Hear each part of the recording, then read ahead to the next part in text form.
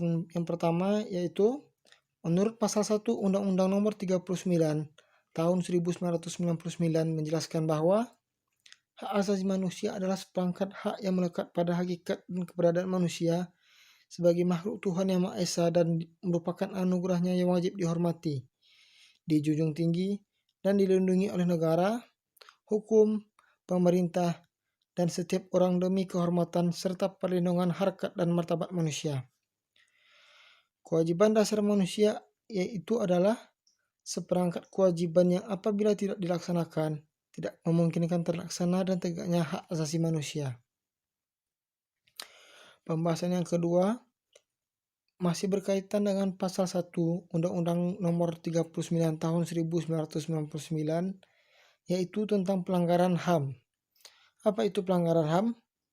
Pelanggaran HAM atau hak asasi manusia adalah setiap perbuatan seseorang atau sekelompok orang, termasuk aparat negara, baik disengaja maupun tidak disengaja atau kelalaian, membatasi dan atau mencabut hak asasi manusia seseorang atau kelompok orang yang dijamin oleh undang-undang ini, dan tidak mendapatkan atau dikhawatirkan tidak akan memperoleh penyelesaian hukum yang adil dan benar, berdasarkan mekanisme hukum yang berlaku. Komisi Nasional Hak Asasi Manusia yang selanjutnya disebut Komnas HAM itu merupakan lembaga yang kedudukannya setingkat dengan lembaga negara lainnya yang berfungsi melaksanakan pengkajian, penelitian, penyuluhan, pemantauan, dan mediasi hak asasi manusia. Pembahasan yang ketiga yaitu asas-asas dasar dari HAM itu sendiri, yaitu 1. Setiap orang dilahirkan bebas dengan harkat dan martabat manusia yang sama dan sederajat serta dikaruniai akal dan hati murni untuk bermasyarakat, berbangsa, dan bernegara dalam semangat persaudaraan. 2. Setiap orang berhak atas pengakuan, jaminan, perlindungan, dan perlakuan hukum yang adil serta mendapatkan kepastian hukum dan perlakuan yang sama di depan hukum.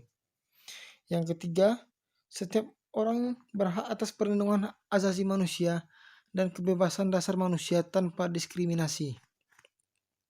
Selanjutnya yang keempat, hak untuk hidup, hak untuk tidak disiksa, hak kebebasan pribadi, pikiran dan hati nurani, hak beragama, hak untuk tidak diperbudak, hak untuk diakui sebagai pribadi dan persamaan di hadapan hukum, dan hak untuk tidak dituntut atas dasar hukum yang berlaku surut adalah hak asasi manusia yang tidak dapat dikurangi dalam keadaan apapun dan oleh siapapun. Yang kelima, setiap orang diakui sebagai manusia pribadi yang berhak menuntut dan memperoleh perlakuan serta perlindungan yang sama sesuai dengan martabat kemanusiaannya di depan hukum. Selanjutnya yang keenam, setiap orang berhak mendapatkan bantuan dan perlindungan yang adil dari pengadilan yang objektif dan tidak berpihak. Yang ketujuh, setiap orang yang termasuk kelompok masyarakat yang rentan berhak memperoleh perlakuan dan perlindungan lebih berkenaan dengan kekhususannya.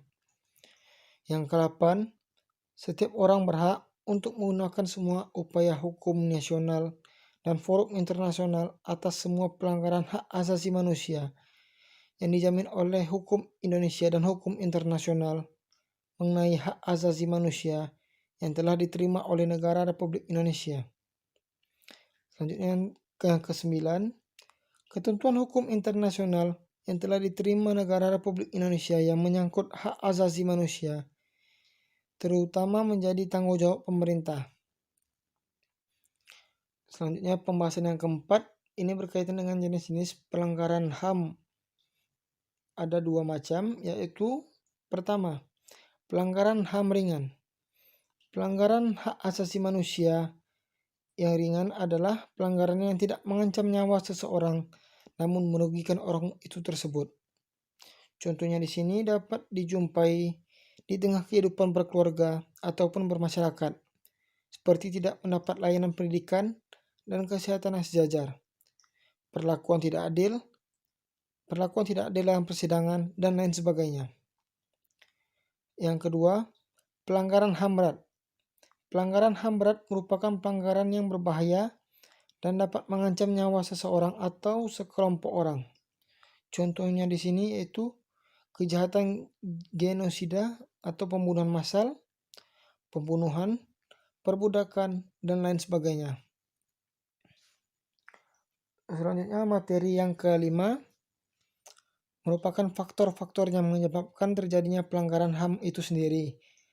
Disebabkan oleh dua macam faktor, yaitu faktor internal dan faktor eksternal. Faktor internal, faktor penyebab pelanggaran HAM secara internal merupakan dorongan untuk melakukan pelanggaran HAM yang asalnya dari diri si pelanggar sendiri. Beberapa bentuk faktor penyebab pelanggaran HAM internal adalah A.